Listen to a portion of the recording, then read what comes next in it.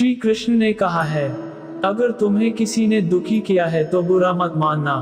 लोग उसी पेड़ पर पत्थर मारते हैं जिस पेड़ पर ज्यादा मीठे फल होते हैं। भगवत गीता में वर्णित कथा के अनुसार जब भी अर्जुन के मन में कोई दुविधा उत्पन्न होती थी तो वो श्री कृष्ण के पास पहुंच जाते थे। एक बार की बात है, अर्जुन श्री कृष्ण के पास जाकर कहते हैं कि वो किसी बात को लेकर परेशान हैं और इसका जवाब वो श्री कृष्ण से चाहते हैं। श्री कृष्ण ने पूछा, सवाल क्या है?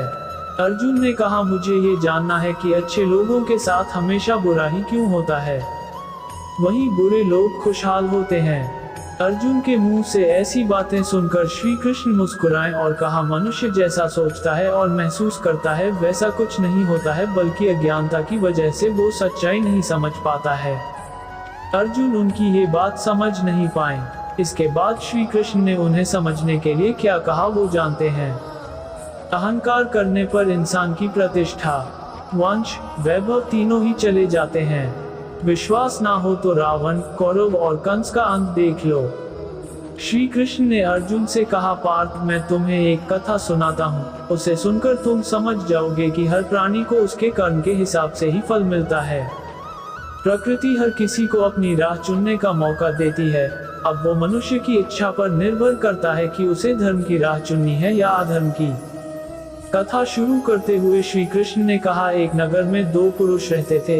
एक पुरुष व्यापारी था जिसके जीवन में धर्म की बहुत महत्ता थी। वह पूजा पाठ में यकीन रखता था। वह हर रोज मंदिर जाता था और दान धर्म भी करता था और हर रोज भगवान की पूजा करता था। कृष्ण कहते हैं, जैसे प्राणी अपने पुराने कपड़ों उतार कर फेंक देता है, नए को धारण करता है, उसी प्रकार यह आत्मा पुराने शरीर से त्याग करके नया शरीर प्राप्त करती है। वही दूसरा पुरुष बिल्कुल विपरीत था। वह हर रोज मंदिर तो जाता था लेकिन पूजा करने नहीं, बल्कि मंदिर के बाहर से जूते चप्पल चुराने। उसे दान और धर्म से कोई लेना देना नहीं था। समय बीतता गया और एक दिन बहुत जोर की बारिश हो रही थी। इस वजह से मंदिर में पुजारी के अलावा कोई नहीं था। ये बात जब दूसरे पुरुष को पता चली तो उसने सोचा कि ये सही मौका है मंदिर का धन चुराने का। पंडित से नजर बचाकर उसने मंदिर का सारा धन चुरा लिया।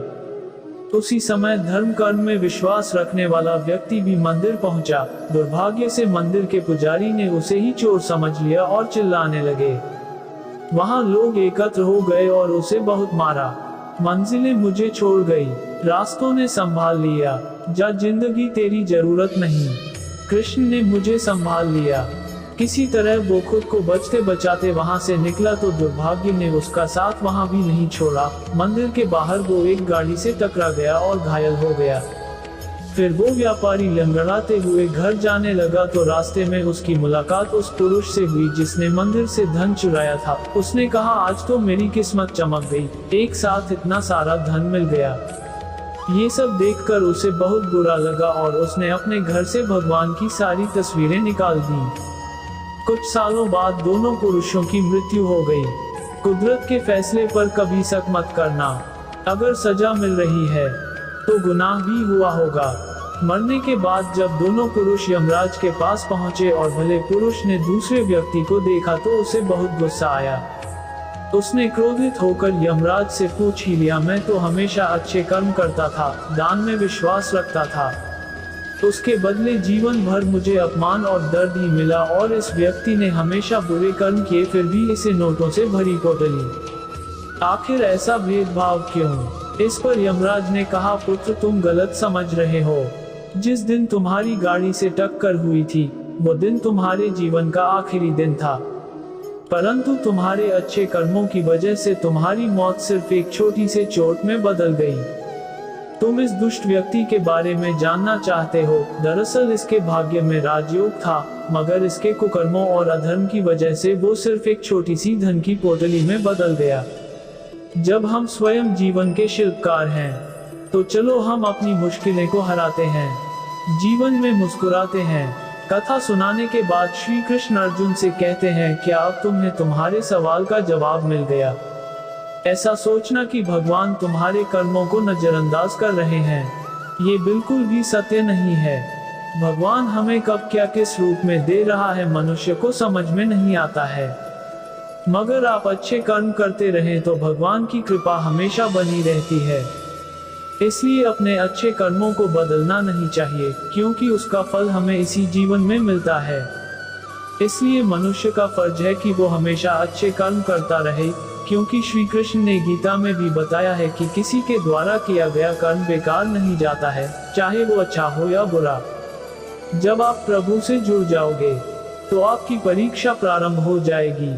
कुछ लोग इसे दुख समझते हैं, पर इसे आप प्रभु की कृपा सुने कि वह आपके साथ हैं। मनुष्य कितना भी गोरा क्यों ना हो, परंतु उसकी परछाई सदैव काली होती है। मैं श्रेष्ठ हूँ, यह आत्मविश्वास है, लेकिन सिर्फ मैं ही श्रेष्ठ हूँ, यह अहंकार है। इच्छा पूरी नहीं होती तो क्रोध बढ़ता है, और इच्छा पूरी होती है तो लोभ बढ़ता है। इसलिए जीवन की हर स्थिति में धैर्य बनाए रखना।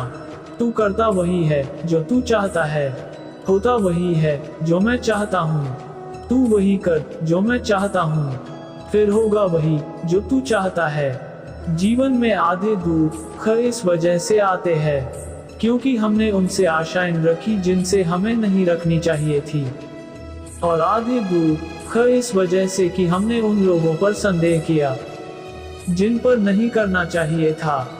अच्छी किस्मत के लोग थोड़ा भी बुरा होने पर भगवान को कोसते हैं, और बुरी किस्मत के लोग थोड़ा भी अच्छा होने पर भगवान का स्मरण और धन्यवाद करते हैं।